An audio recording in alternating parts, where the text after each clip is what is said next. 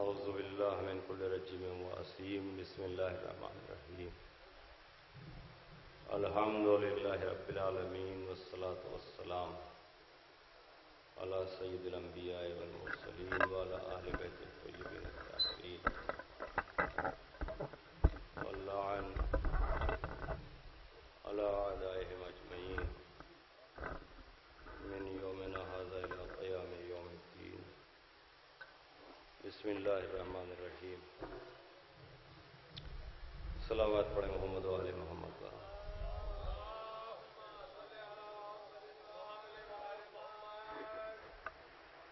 حضرات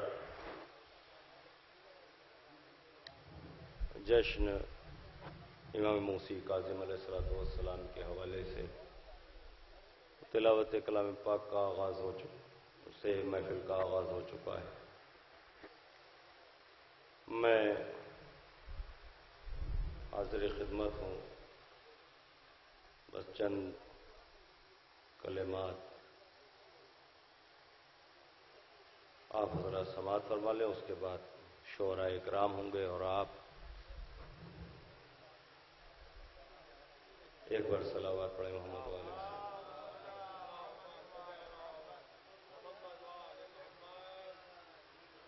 بار دیگر صلوات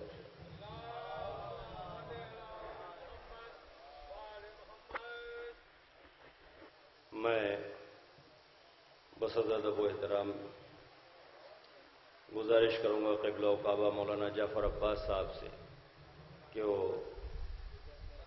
رضا عباس صاحب قبلہ سے کہ وہ تشریف لے آئیں، صدر محفل میں آ جائیں، اور مولانا باقر مشہدی صاحب بھی ان کے برابر میں تشریف فرما ہے۔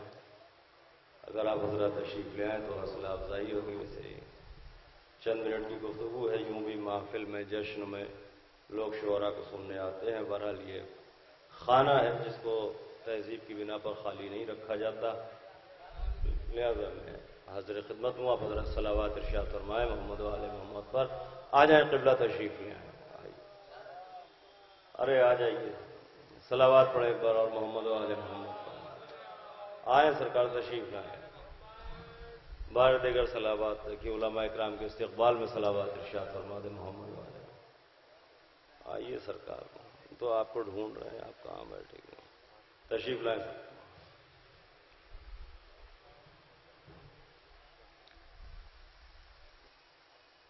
بار دیگر صلوات ارشاد فرمائے محمد و آل محمد۔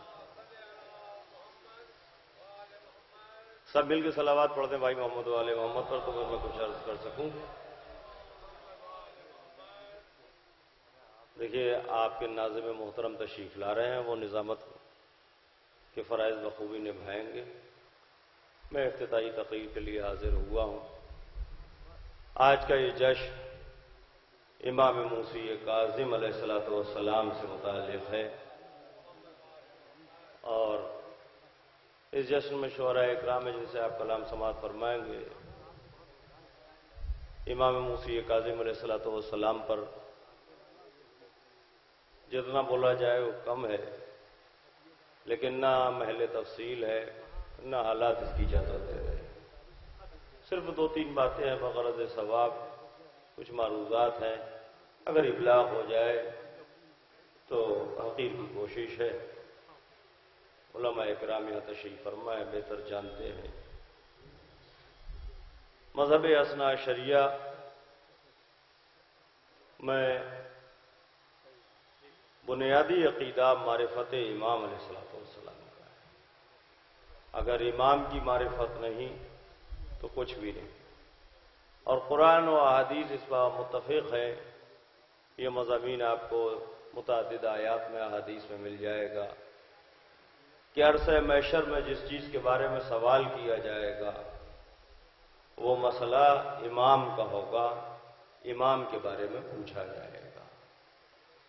شیعوں میں ہر دور میں، ہر زمانے میں، جتنے بھی زمانے گزرے، چاہے وہ بنی امیہ کی حکومتیں رہی ہوں، چاہے بنی عباس کی حکومتیں رہی ہوں، ہر دور میں شیعت کا مرکز امام وقت ہی رہا۔ اور ہمارے یہاں اثنا عشری نظریے کے مطابق شیعہ کبھی بھی کسی بھی حال میں بغیر امام کے نہیں رہتا۔ میں جو عرض کر رہا ہوں اسے 1 2 4 5 منٹ تمہید ہے، سماعت فرما لیں تاکہ مطلب کی بات بآسانی ہو سکے۔ قبلہ توجہ چاہتا ہوں، جن لوگوں نے تاریخوں میں ریومرز کو جگہ دی کہ شیعوں نے خط بھیج کے بلایا تھا، شیعوں نے بلایا تھا، لیکن وہیں تاریخ میں اگر آپ تجزیہ کریں اور تحقیقی بحث کریں تو خود امام حسین علیہ السلام کا جو عمل ہے وہ اپنے آپ میں خط کھینچ دیتا ہے۔ ہزاروں کی تعداد خطوط کی ملتی ہے، یہاں تک مورخین لکھتے ہیں کہ 12,000 خطوط کوفے سے آئے تھے۔ چند خطوط امام نے ایک طرف رکھے اور ان ہزاروں خطوں کو ایک طرف رکھا۔ ایک منزل پر امام علیہ السلام نے اپنے مؤذن سے کہا کہ ذرا وہ کہیں سے وہ تھیلے لے کے آؤ جن میں خطوط ہیں، اور سبوں کو الگ الگ کرتے جاتے ہیں۔ جو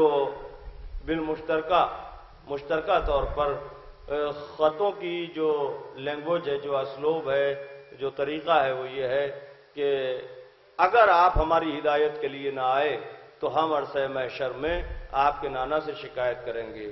تو یہ جملہ ہے جسے نقل کیا ہے علماء نے، لیسا لنا امام، ہمارے پاس اس وقت کوئی امام نہیں ہے، ہم بغیر امام کے ہیں۔ کوفے سے آئی ہوئی بھیڑ کے ان خطوط کو امام حسین علیہ السلام نے ایک طرف رکھا، اور چند خطوط اس مضمون کے آئے تھے کہ مولا آپ ہمارے امام ہیں، ہم آپ کے غلام ہیں، آپ چاہے تو کوفے تشریف لائیں، چاہے مکے میں رہیں، چاہے مدینے میں رہیں، ہمیں حکم دیں، ہمارے لیے کیا حکم ہے، ہمیں کیا کرنا ہے۔ حسین علیہ السلام نے وہ خطوط جن میں لکھا تھا کہ ہمارے پاس کوئی امام نہیں ہے انہیں ایک طرف رکھا، وہ خطوط جن میں لکھا تھا آپ ہمارے امام ہیں، ہم آپ کے غلام ہیں، انہیں ایک طرف رکھا۔ خطوں کی یہ عبارت بتا رہی ہے لیسا لنا امام، کہ ہمارے پاس کوئی امام نہیں ہے۔ یہ بھیڑ کے خط ہیں، شیعوں کے خط نہیں ہے، اس لیے کہ شیعہ کسی بھی زمانے میں بغیر امام کے نہیں ہوا کرتا۔ امام نے خود ایک خط فاصل کھینچ دیا۔ اب میں جو عرض کرنا چاہ رہا تھا، دیکھیے امام موسی کاظم علیہ السلام کا زمانہ ہے، خود آپ کا لقب کاظم ہے۔ عموماً کاظم کے جو معنی مشہور ہیں، غصے کو پی جانے والا۔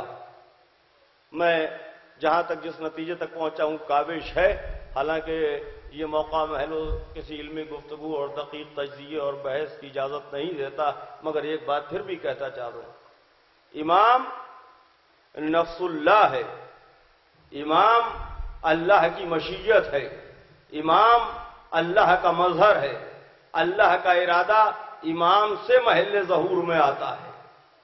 اب سیدھی سی بات یہ ہے، امام کا غصہ ہو یا امام کا ضبط ہو، اگر امام کا غصہ ہے تو وہ اللہ کا جلال ہے، اگر امام کا ضبط ہے تو وہ اللہ کا تحمل ہے۔ امام ہر اعتبار سے ہر وقت میں مرضی یہ خدا کا، مرضی یہ کردگار کا مظہر ہے۔ تو جب وہ مرضی ہے کردگار کا مظہر ہے، وہ نفس اللہ ہے، تو اس کا غیظ بھی اللہ کے لیے ہے، اس کا رحم بھی اللہ کے لیے ہے۔ جب میں نے کافی تلاش اور تحقیق اور جستجو اور تفاوت شروع کیا، علماء اکرام سے توجہ چاہتا ہوں اور دعا چاہتا ہوں، تو فقہ اللغہ میں اس نتیجے پر پہنچا، کاظم کے صرف یہ معنی نہیں ہے کہ غصے کو پی جانے والا، یہ تو لغت نے معنی بتائے ہیں۔ کاظم اسے کہتے ہیں جس کا غیظ اس کے رحم پر غالب نہ آئے، یعنی وہ جب غیظ میں ہو تب بھی مرضی پروردگار کا مظہر ہو، جب رحم کر رہا ہو تب بھی مرضی پروردگار کا مظہر ہو۔ اس میں بحث کا وقت نہیں ہے، ورنہ میں بہت دلائل دیتا ہے اس مسئلے پر، لیکن صرف اتنا کہہ کے آگے بڑھ جانا چاہتا ہوں، اس لیے کہ جو مظہر کردگار ہے اس کا غیظ اور اس کا رحم، ان دو چیزوں میں تضاد نہیں پایا جائے گا۔ بیک وقت کہیں اس سے جلال ظاہر ہوتا ہے، کہیں جمال ظاہر ہوتا ہے۔ مظہر کردگار کا مطلب ہی یہ ہے۔ اور انما امرہ اذا اراد شیئا ان یقول له کن فیکون کے ذیل میں ایک بڑے عالم، بڑے خطیب گزرے ہمارے حافظ محمد بشیر صاحب قبلہ انصاری، وہ فرمایا کرتے تھے، مجھے چلتے چلتے بات یاد آ گئی تو عرض کر دوں، وہ فرمایا کرتے تھے کہ انما امرہ، اس کا امر یہ ہے کہ وہ جب ارادہ کرے کسی شے کے بارے میں کن کہنے کا فیکون، بس وہ ہو جائے۔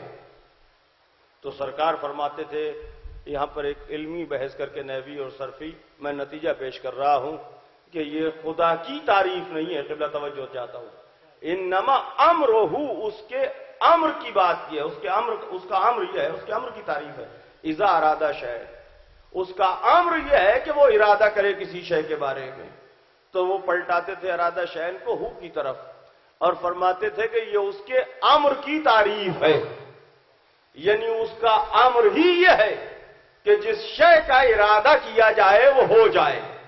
تو جب امر کی تعریف یہ ہے تو صاحب امر کیسا ہوگا؟ توجہ فرما رہے ہیں آپ۔ تو امام موسی کاظم علیہ السلام، دیکھیے امامت ایک تعلق کا نام ہے، یعنی جو حکم ہے ہمارے لیے مودۃ فی القربا، اس کڑی کا ایک نام ہے، اور مذہب اثنا عشریہ میں، اعتقاد اثنا عشریہ میں اصول اور اساس یہی ہے۔ اتنا ذہن میں رکھیے گا، میں سمجھتا ہوں کہ آج کی گفتگو کا یہی میسج ہے کہ شیعہ ہر دور میں امام سے وابستہ ہوتا ہے، اور ہمارے ہاں امامت کی شناخت ہر زمانے میں معیار علم رہا۔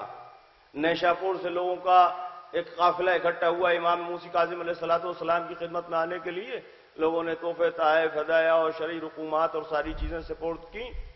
انہی میں ایک بی بی ہے جن کا مزار ایران میں موجود ہے، بی بی شتیتا، بعض نے شتیتا بھی پڑھا ہے۔ انہوں نے 1 درہم اور اپنے ہاتھ سے کٹا ہوا سوت کا کچھ کپڑا، اس سے بنا ہوا ایک ہزار کا، یہ امام کی خدمت میں ہماری طرف سے پیش کر دینا، اور سوالات دیے کا۔ دیکھو سوالات کے جوابات اگر خط دیکھنے سے پہلے دے دے تو امام ہے، یعنی شیعہ یہ جانتا ہے کہ ہمارے ہاں امام کسے کہا جاتا ہے۔ اور امام موسی کاظم علیہ السلام کی خدمت میں جب یہ قافلہ آیا، جب لوگ اکٹھا ہو کے آئے، آپ نے لوگوں کی رقوم واپس کر دی، بی بی شتیتا کا درہم قبول کر لیا، اور بدلے میں آپ نے ان کے پاس کچھ کپڑا بھیجا کہ یہ ان سے کہنا کہ کفن کے لیے رکھ لیں سنبھال کے، اور کچھ رقم بھیجی کہ اس کو ایک حصہ صدقہ کر دینا، اپنی ضروریات پر لانا، اور اس کے بعد 19 دن تک تم زندہ رہو گی اور میں تمہاری نماز جنازہ پڑھانے آؤں گا، یہ بھی ان سے بتا دینا۔ راوی کہتا ہے کہ جتنے لوگوں کی رقمیں واپس کی تھی مولا نے، جب ہم پلٹ کے آئے تو معلوم ہوا کہ وہ لوگ دین سے پھر چکے تھے، انہوں نے دوسرا عقیدہ اختیار کر لیا تھا، لیکن جن بیوی کی رقم قبول کی تھی وہ عقیدہ اثنا عشریہ پر باقی تھیں۔ توجہ فرما رہے ہیں آپ؟ دیکھیے امام جانتا ہے، اسی لیے بزرگ کہتے ہیں کہ آغاز بخیر ہونا کمال نہیں ہے، دعا کرو کہ انجام بخیر ہو جائے۔ سب کی رقوم واپس کر دی، لیکن جن کو رقم بھیجی اور جن کی رقم قبول کی وہ اسی مذہب پر قائم تھی۔ اس کے بعد اسی روایت کا، یہ روایت پڑھنا میرا مقصد نہیں تھا، اس کا آخری حصہ ہے، اس میں مولا فرماتے ہیں کہ ہم اپنے شیعوں کے جنازے میں شریک ہوتے ہیں۔ توجہ فرمائیں، یعنی امام سے ہمارا ایسا رشتہ اور ایسا رابطہ ہے، جو امام اس سلسلے میں بے شمار روایات موجود ہیں، امام ہم ہر لمحہ ہر لہجہ اپنے شیعوں سے وابستہ ہے، ایک رشتہ ہے، ایک جڑاؤ ہے، اسی کو شریعت کہتے ہیں۔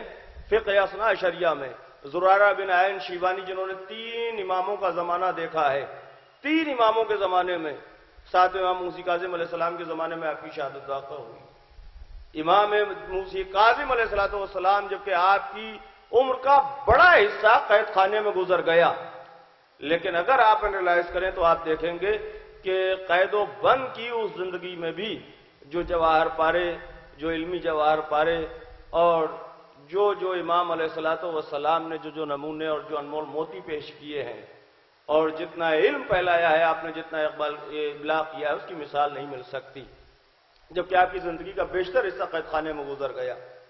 زرارہ بن عین شیبانی امام کی خدمت میں حاضر ہوئے، امام نے فرمایا زرارہ آفتابہ لا، لوٹا لا، وضو کروں گا۔ آج امام بیٹھے، بہت توجہ چاہتا ہوں، اہم بات ہے جو میں عرض کر رہا ہوں یاد آ گئی۔ امام نے وضو کا ارادہ کیا اور اغیار کے طریقے پر امام نے وضو کیا، پوری توجہ، اغیار کے طریقے پر وضو کیا، وضو کر کے آپ اٹھے۔ زرارہ بن عین شیبانی نے بھی فوراً ویسے ہی وضو کر لیا۔ دیکھیں شیعت کیا ہے، بے عین ہی ویسے ہی وضو کیا۔ کچھ دن گزر گئے، امام نے کہا زرارہ آفتابہ لا، مجھے پھر وضو کرنا۔ آج امام نے اپنے آباء و اجداد کے طریقے پر وضو کیا، زرارہ نے پھر ویسے ہی وضو کیا۔ جب ہو چکا تو مولا نے مسکرا کے فرمایا، زرارہ یہ بتا، کل میں نے جب ویسے وضو کیا تھا تو نے ویسے کر لیا، آج جب ایسے کیا تھا تو ایسے کر لیا، نے پوچھا کیوں نہیں کہ مولا ایسے کیوں کر رہے ہیں اور ویسے کیوں کر رہے ہیں؟ ہاتھوں کو جوڑ کے کہا، مولا اگر میرے حسب نسب میں کوئی کمی ہوتی تو پوچھتا کہ آج ایسے وضو کیوں کیا اور کل ویسے وضو کیوں کیا۔ میں تو یہی جانتا ہوں جو امام کرے اسی کو شریعت کہتے ہیں۔ توجہ فرما رہے ہیں؟ یعنی مذہب اثنا شریعہ میں دین اور شریعت کی ڈیفینیشن یہی ہے۔ قول معصوم حجت ہے، فعل معصوم حجت ہے، تحریر معصوم حجت ہے۔ تشریف لائے نیر صاحب بھی آ گئے، دیکھیے سرکار نظامت کی ذمہ داری بھی میں ادا کر رہا تھا۔ صلوات پڑھے محمد و آل محمد پر۔ ارے واہ، ایک بار اور صلوات پڑھ دیں محمد و آل محمد پر۔ بارے دیگر سلام آ جائیں سرکار، ایک بار اور سب مل جل کے صلوات پڑھ دیں محمد و آل محمد پر۔ دیکھیے محفل شروع ہو چکی ہے، بس میں اپنی گفتگو سمیٹے لے رہا ہوں، آپ کا ہی انتظار تھا۔ ایک بار اور صلوات پڑھیں محمد و آل محمد پر۔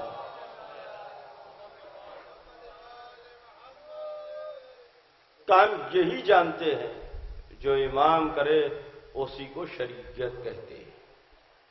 امام ایک راستے سے گزر رہے ہیں، یہ وہ زمانہ ہے جب آپ نے اپنا وطن چھوڑ دیا ہے، لیکن اس عالم میں بھی امام علیہ الصلوۃ والسلام ہے جو ابلاغ اور شریعت کے مسائل یہ ساری چیزیں طے کر رہے ہیں۔ تفصیل کا وقت نہیں ہے۔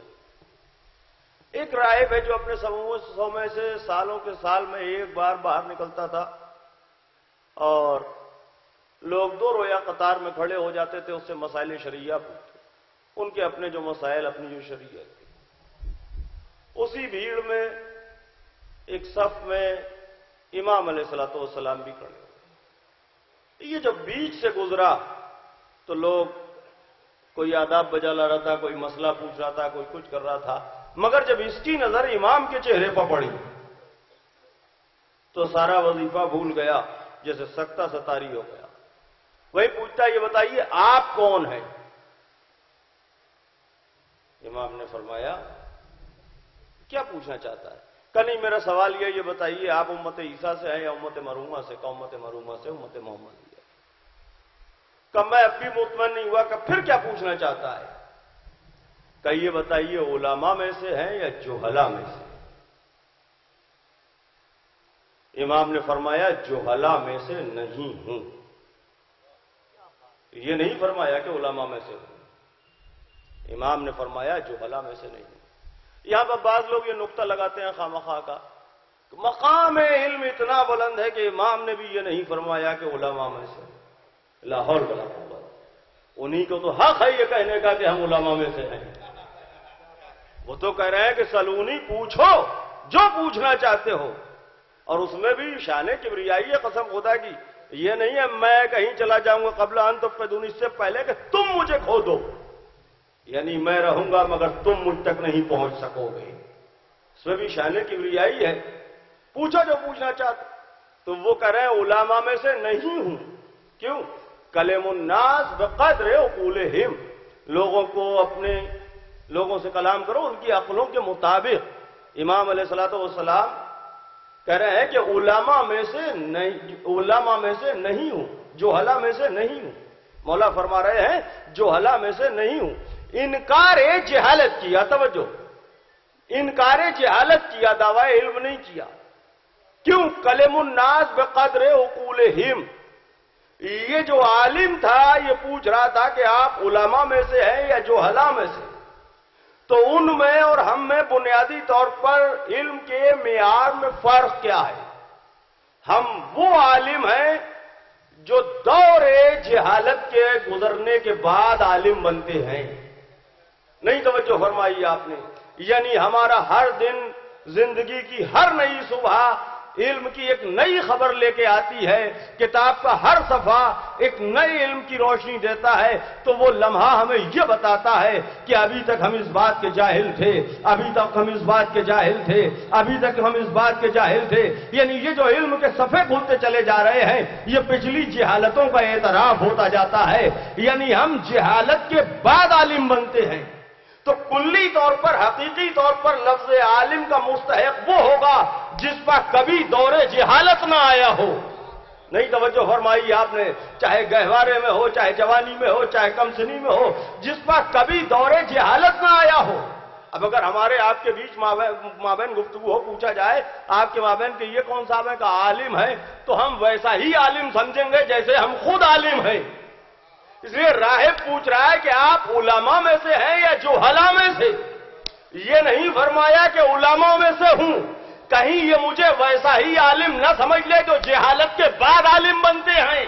ارے توجہ خدا کے واسطے، کہیں یہ مجھے ویسا عالم نہ سمجھ لے جو جہالت کے بعد عالم بنتے ہیں۔ لہذا کلی طور پر نفی جہل کی کا جہلاء میں سے نہیں ہوں، یعنی ہمارا بچپنا بھی عالمانہ ہوتا ہے، جوانی بھی عالمانہ ہوتی ہے، ضعیفی بھی عالمانہ ہوتی ہے۔ نفی یہ جہالت کی ہے، اور نفی اپنے آپ میں خود مثبت دعوے کی دلیل ہوتی ہے۔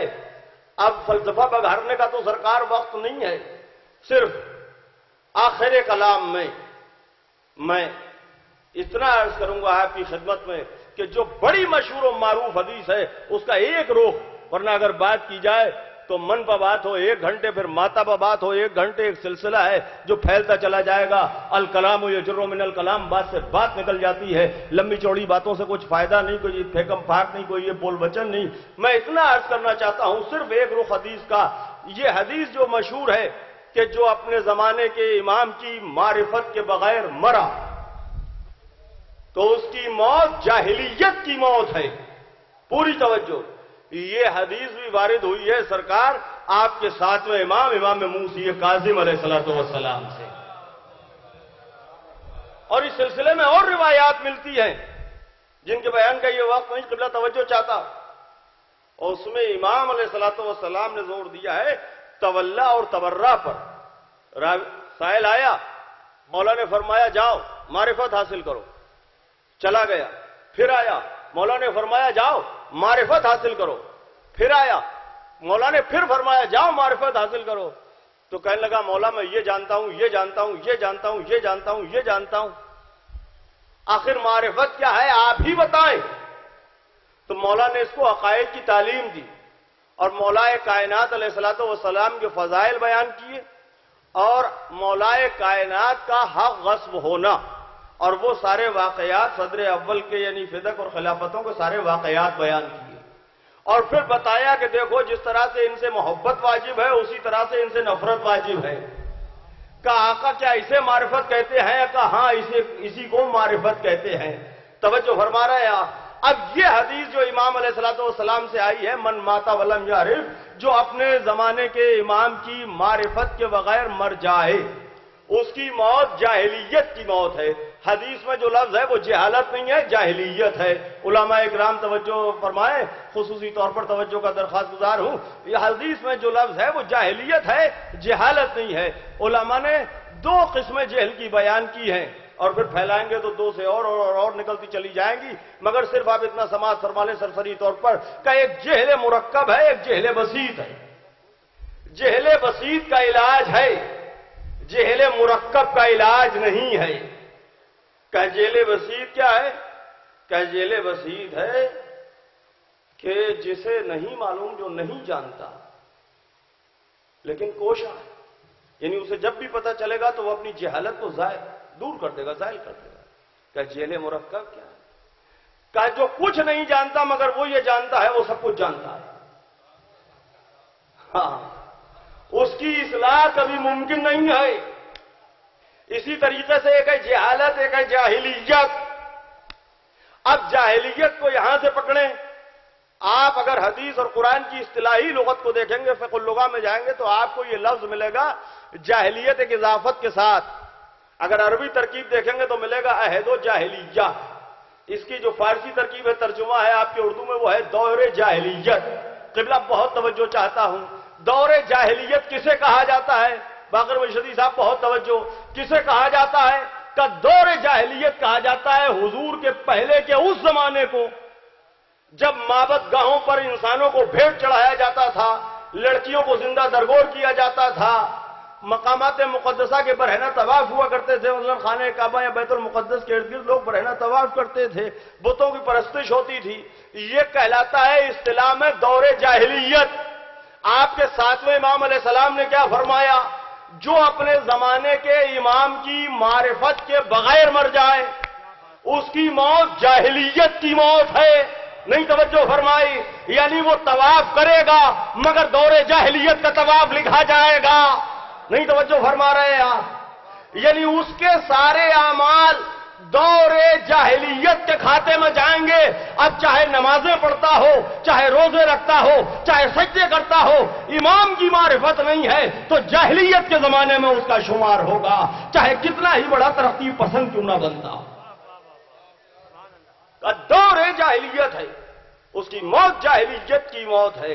تو امام علیہ الصلوۃ والسلام نے معیار دیا معرفت کو، اور اس کی شرح میں آگے بڑھ کے امام نے فرمایا تولا اور تبرہ۔ تبرہ کیا ہے؟ تبرہ وہ چیز ہے جو شرک کو، گندگی کو تمہارے پاس نہیں آنے دے گی۔ تبرہ وہ ذریعہ ہے، وہ علاج ہے جو شرک کو، اب بات وقت نہیں ہے ورنہ شرک پر بات ہو تو وہ بات بھی وہیں تک جا کے گرے گی سرکار، تم تک نہیں آنے دے۔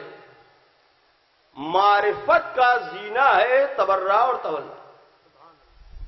تولا بغیر تبرہ کے آگے، ایک رخ ہے تبرہ، ایک رخ ہے تولا۔ آج جس زمانے میں ہم جی رہے ہیں، جس دور میں ہم سانس لے رہے ہیں، بالخصوص بس میں نے گفتگو سمیٹ لی، آج کے حالات جو آپ برابر انٹرنیٹ سے اور دیگر ذرائع سے نیوز پر، ٹی وی پر دیکھ رہے ہیں، عراق میں جو کچھ ہو رہا ہے، کوشش ہے شیعہ مرکز کو ختم کرنے کی، مقامات مقدسہ، حالانکہ یہ سلسلہ زمانے قدیم سے چلا آ رہا ہے، چاہے بنی عباس کا دور رہا ہو، بنی امیہ کا دور رہا ہو، مزارات اور مقامات مقدسہ پر حملے، کربلا کا انہدام کئی بار ہوا، پھر جنت البقیع، اور یہ ساری چیزیں چلی آ رہی ہیں، مگر الحمدللہ ہم شرمندہ تاریخ نہیں ہیں۔ واحد شیعہ وہ قوم ہے جو اپنے عقیدے پر ہمیشہ مر مٹنے والی قوم رہی ہے۔